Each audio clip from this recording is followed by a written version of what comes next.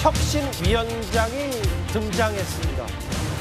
윤 위원장이요, 조금 전에 기자회견을 자청해서 인적 쇄신 대상 4명을 콕 집어서 지목했습니다. 직접 한번 들어보겠습니다. 저는 그 자리에 갔던 의원님들께 질문하고 싶습니다. 도대체 의원님들께 계엄은 계몽입니까, 아직도? 아니면 추억입니까?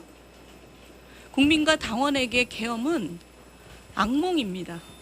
과거와의 단절에 저항하고 당을 탄핵의 바다에 밀어넣고 있는 나경원, 윤상현, 장동혁 의원, 송원석 대표는 스스로 거취를 밝히십시오.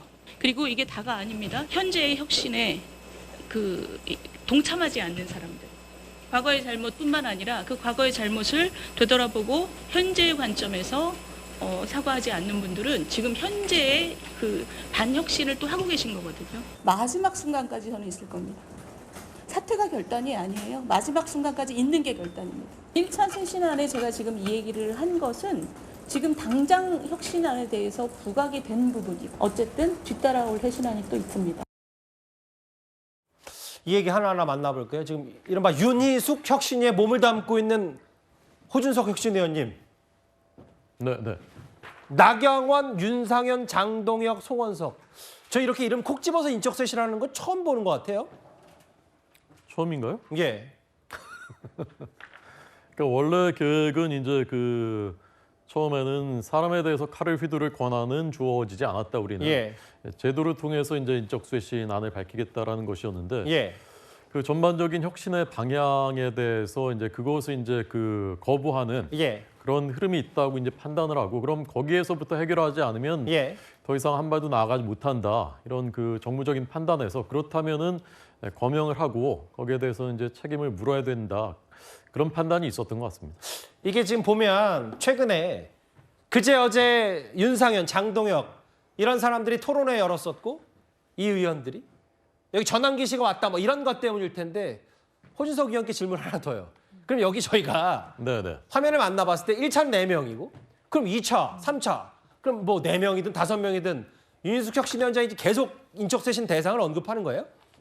오늘 어느 신문에서는 이른바 8대 사건의 관련자 명단을 다 실었더라고요. 60여 명이 되더라고요. 국민의힘에. 예.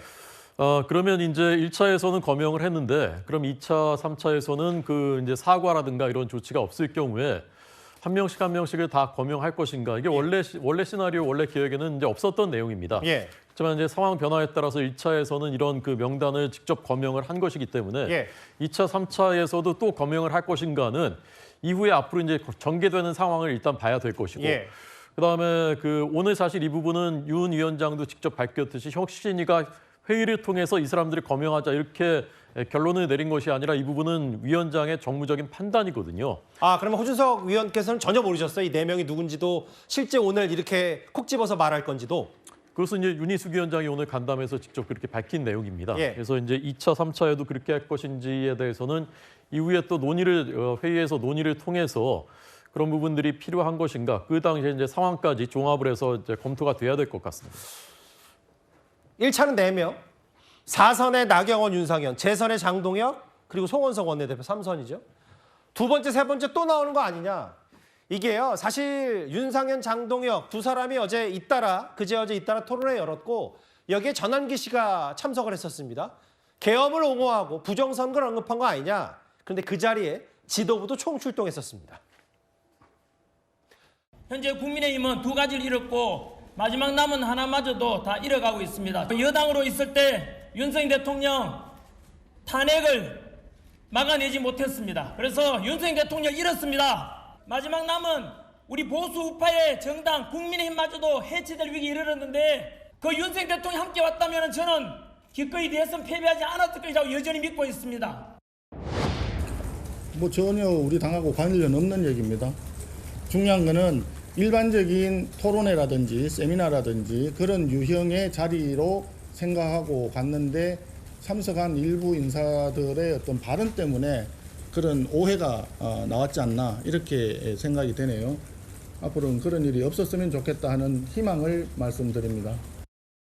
최수영 평론가님 저렇게 말했지만 송원석 원내대표 해명을 했더라도 저 자체가 뭔가 트리거가 돼서 네. 인적쇄신 이 사람들 안 하면 안 되겠다. 윤 전 대통령 거리를 그렇게 두려고 하는데 또 저러냐라는 게 윤희숙 혁신의 얘기인 것 같고요. 그렇습니다. 근데 저는 윤희숙 위원장이 1차에서 4명을 콕 집었는데 그 송원석 비대위원장을 제외하고는 저 3명이 사실상 어찌 보면은 당 대표에 출마하고자 하는 지금 그런 의사를 밝히고 있고 또 잠재적 후보군에 들어가 있는 분들이에요. 맞네요. 전 이걸 왜 주목하냐면은 예. 이게 이제 혁신의 방향에 결국 이제 혁신을 약간 디딤돌로 해서 결국 전대에 가서 전당대회 통해서 우리가 정통성 있는 우리가 지도부를 구성하자. 이게 지금 아마 구주류의 어떤 생각인 것 같은데 혁신위를 이렇게 들러리 세우거나 예. 혁신위를 무슨 뭐 건너가기 징검다리로 생각하는 거 용납할 수 없다. 그리고 전대는 이 다음이다라는 메시지를 확실하게 주는 것 같아요. 예. 더더군다나 전대 룰이 그렇지 않습니까? 당원 80에 여론조사, 국민 여론조사 20이에요. 8대 2다 보니까 지금 많은 분들이 강성 당원에 굉장히 호소하려는 듯한 모습을 보이는데 이 자체가 지금 혁신위의 활동을 굉장히 저해하고 혁신위의 메신저의 발신을 조금 위축시키고 있어요. 예. 그런 점들에 대한 강한 경고성 발언이고 좀 전에 호 대변인께서 이제 그런 말씀을 앞으로 하는 거 보고 2, 3차 얘기를 한다고 그러는데 결국 저는 이런 식으로 혁신의 활동들이 계속 홀대받으면은 윤희숙 위원장의 발언 강도는 점점 더 세질 수밖에 없는 반작용의 관계에 있는 것 같아요. 그러니까 이게 미묘하네요. 그러니까 전당대회를 나가고자 하는 사람들도 여기 명단에 있다면 뭐 혁신 전당대회로 가고자 하는 사람들, 혁신이 그냥 징검다리고 일단 시간 끌기 아니냐는 여러 해석에 그런 거 없다. 혁신이 다 이렇게 한다. 여기에 송원석 원내대표, 비대위원장 겸 원내대표, 송원석 원내대표 있잖아요. 본인이 임명한 혁신위원장이 예고 없이 본인을 겨냥했기 때문에 송원석 원내대표 반응이 제일 궁금합니다. 직접 한번 들어보겠습니다. 혁신의 일환으로 그 의원들 이름을 임명을 언급했고 그중에 대표님이 계신데 이에 대해서 개인적인 생각. 글쎄요, 왜 그런 제가 아까 말씀드렸지만 정확한 그 내용이나 과정 그리고 그 취지에 대해서 제가 듣지 못해서 어떤 상황인지 제가 알지를 못합니다. 그래서 왜 그렇게 거론을 했는지 그 언론인들께서 윤희숙 위원장께 취재해서 알려주시면 고맙겠습니다. 그러니까 본인은 김진일 대변인 본인은 잘 모르고 예고도 없었고 취재해달라. 그리고 뭐 그런 얘기다. 송원석 원내대표의 표정으로 여러 가지를 읽을 수가 있네요. 그러니까 지금 송원석 원내대표 겸 지금 비대위원장이신데 비대위원장이 임명한 혁신위원장의 이런 돌발적인 지명 발언 또 본인을 또 인적 쇄신의 대상으로 올려놨던 것에 대한 좀 황당함 뭐 이런 부분들에 대해서 언론 앞에서 나는 이유를 모르겠으니까 언론인들께서 물어보고 그걸 좀 나한테 알려달라 이렇게 얘기하는 모습 정말 좀 이 정당에서 보기 드문 모습 중에 하나 아닌가 싶은데 지금 저 모습은 그냥 나는 이유를 모르겠다 정도가 아니라 윤희숙 혁신위원장이 가고자 하는 혁신의 방향에 대해서 사실상 동의하지 않는다라는 그런 메시지를 포함하고 있다고 저는 봅니다. 예. 혁신위원장이 어떠한 발언을 하더라도 당연히 혁신위 차원에서 그런 발언을 할 수 있다. 그리고 그런 것들이 우리 당의 새로운 혁신 과제를 갖다가 진행하기 위한 것이고 나 역시 언제든지 그 혁신의 대상이 될 수 있다. 이런 쪽으로 얘기를 하지 않는 것을 보면 아마 윤희숙 혁신위원장이 앞으로 뭐 2차, 3차 어떤 예고 없이 이런 그 인적 쇄신이라든지 아니면 혁신의 방향을 얘기한다고 했을 때도 비대위에서 이 부분에 대한 쉽게 추인이 나올 가능성 상당히 낮아 보인다. 저는 그렇게 평가하고 있습니다. 그러니까 이제 힘이 별로 없을 것 같다라는 얘기를 하신 것 같아서 그걸 호준석 혁신위원께 다시 한번 여쭤볼게요. 네. 혁신을 위한 충정으로 했을 거고 나 예고 없이 날 이제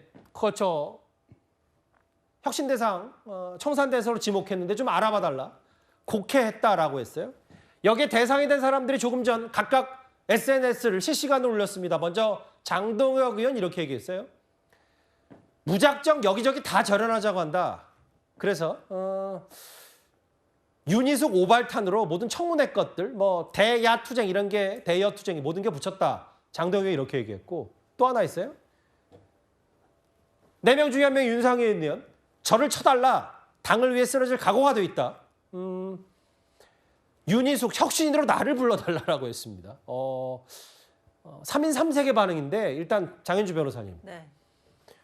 저 말 중에 장동혁 의원 속보를 한번 다시 부탁드릴게요. 그러니까 장동혁 의원 얘기는 뭐냐면 본인이 전환기 씨를 어제 부른 것도 그렇고 본인들을 지지해뒀던 사람들을 좀 귀를 기울여야 되는데 그럼 다 외면하면 어떡하냐.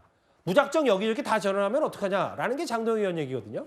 그렇죠. 일단 장동혁 의원 입장에서는 사실상 윤희숙 혁신위원장이 데스노트에 이름이 올라간 것 아니냐라고 생각할 수 있을 것 같습니다.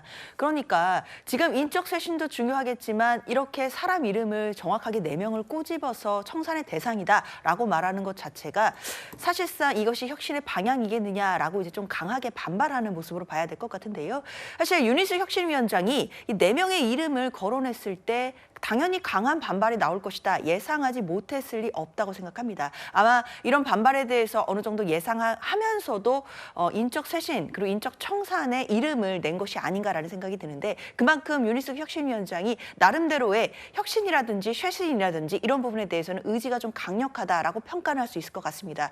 그러나 의지와는 달리 과연 이런 혁신안을 국민의힘이 받을 준비가 되어 있느냐 이 부분은 앞서 나오는 것처럼 계속 의문이 드는데요. 예. 지금 뭐 8월이면 전당대회가 예정되어 있다라고 했고 또 최수영 평론가님 말씀처럼 마치 혁신이라 전당대회까지 가는 징검다리로서의 역할만 하게 하려고 하는 것 아니냐라는 생각들이 든다라고 한다면 예. 저는 윤희숙 혁신이가 그리고 혁신위원장이 아마도 2차, 3차 인적 쇄신에 대한 명단을 계속해서 낼 가능성도 있다고 보입니다.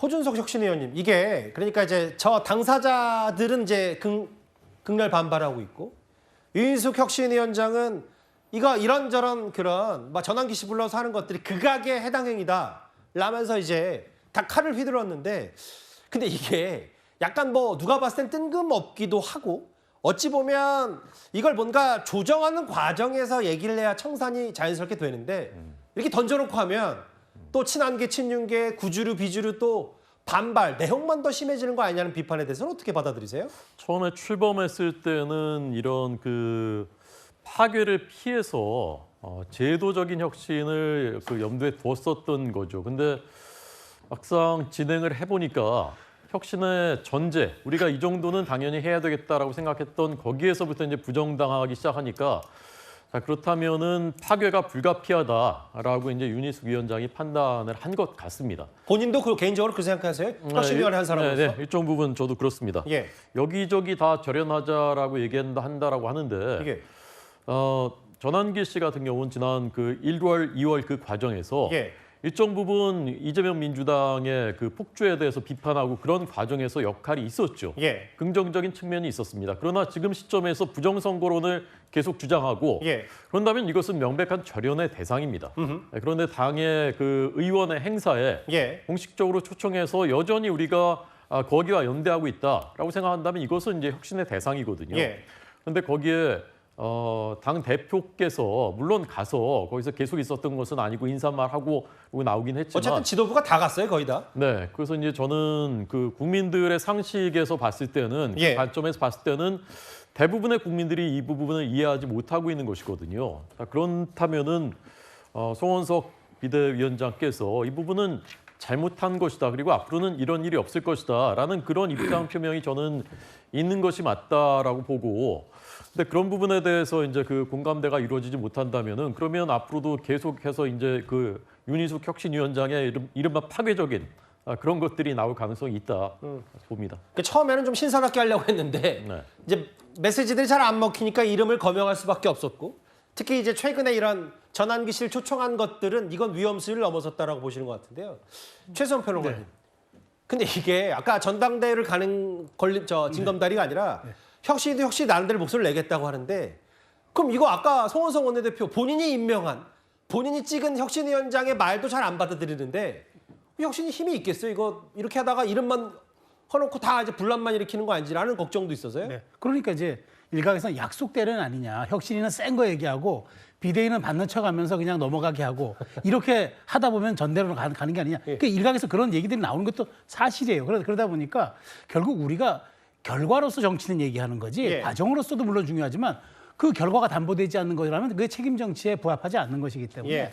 저는 지금 윤희숙 위원장이 굉장히 기로에 섰다는 건 분명해 보이고 예. 오늘 제가 보기에 이제 그 개파 갈등에 대해서도 저 전원 서명을 받아서 앞으로 우리 당에 개파가 없이 하겠다는 이 얘기는 저는 상당 부분 지금 이런 것 같습니다. 그러니까 지금 일가 구주류 쪽에서 하는 얘기가 힘을 우리가 합해도 지금 시원찮을 판에 누구를 내보내고 누구를 하겠다는 거냐라고 얘기를 하니까 예. 그것은 책임을 묻겠다는 거고 나는 개파 활동이라든가 이걸 통해서 당을 분열시키는 행위는 하지 않겠다고 일종의 나름 투트랙으로 얘기하는 것 같은데 잠깐만요. 그러니까 이제 최종 평론가 말씀하신 부분이 공교롭게도 화면에 나와서 네, 한번 네. 제가 잠깐 소개를 드리면 언더찐 얘기가 뭐 최근에 많이 나왔습니다만 이른바 언더73이라고 해서 한동훈 전 대표 가까운 쪽 사람들 이 사람들 그러니까 구주류 친윤 친한에게 다 공개적으로 둘 다 비판한 거다. 그렇죠. 이게 포인트다라는 말씀이죠. 그렇습니다. 그 얘기는 뭐냐면 그러면 서명까지 받겠다는 거잖아요. 앞으로 개파 활동 안 하겠다. 자 그러면 이게 무슨 얘기를 하냐면 일각에서 얘기한 구주류 일각에서 얘기하는 당을 당신은 분열시키기 위해서 혁신하는 것이냐는 얘기에 반발인 거죠. 그러니까 나는 도려내겠다는 거지 우리 당이 단일 대우로 가는 거에는 내가 이게 대원칙이라는 얘기를 한 겁니다. 근데 사실 이게 굉장히 어려운 얘기예요. 누구에겐 책임을 물어서 거취를 결정하라 하고 모든 남은 사람들에게는 다른 개파 활동 안 하겠다고 서명까지 하는 이 강력한 요구가 어찌 보면 형용모순 같은 거예요. 따뜻한 아이스 아메리카노 같은 그런 상황이기 때문에 예. 이런 어떤 이중적인 모습, 이런 모순적인 상황을 어떻게 윤희숙 위원장이 정말 돌파를 해내고 끌어낼 수 있느냐. 저는 이게 관건인데 사실 그게 정치력으로 되는 것도 아니라 도와주는 사람의 세력으로 정치는 가능한데 예. 이게 진짜 혁신의 이름으로 가능할지 저는 사실 굉장히 의문스럽습니다. 나경원, 윤상현, 장동혁, 송원석 당 중진들 이름을 처음으로 4명을 딱 지목한 윤희숙 혁신인데 뭐 2차, 3차도 있을 수가 있다고 하고 아까 속보로도 만나봤다시피 당사자들 극렬 반발하고 있는데 나경원 의원은 SNS 아직 안 올라온 것 같거든요. 나경원 의원의 반응이 올라오면 나 의원의 얘기도 공개 한번 이따가라도 한번 다시 뒤늦게라도 전해드리도록 하겠습니다. 알겠습니다. 이거 파장이 만만치가 않을 것 같은데요. 당 중진들을 실명을 거론한 윤희숙 혁신의 얘기까지 저희가 준비한 6위였습니다.